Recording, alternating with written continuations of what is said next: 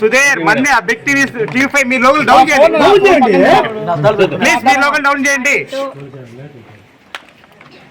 కలిసి పని చేయాలి అని ఇదివరకే నిర్ణయించుకున్నాం. తెలంగాణలో కాంగ్రెస్ పార్టీకి మద్దతు ఇవ్వడం జరిగింది. కనుకనే కేసీఆర్ గారి ప్రజా వ్యతిరేక ప్రభుత్వాన్ని దించడంలో వైఎస్ఆర్ తెలంగాణ పార్టీ చాలా పెద్ద పాత్ర పోషించింది. 31 నియోజకవర్గాలలో కాంగ్రెస్ పార్టీ కేవలం 10,000 మెజారిటీతో గెలిచారు. దానికి కారణం మేము పోటీ చేయకపోవడం.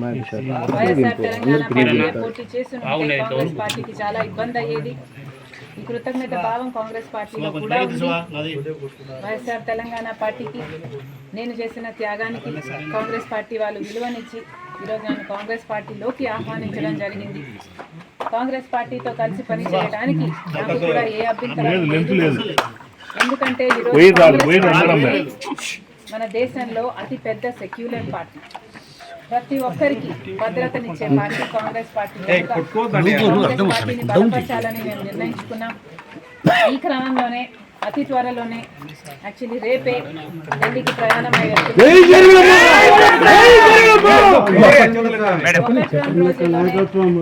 అన్ని ప్రశ్నలకు సమాధానాలు.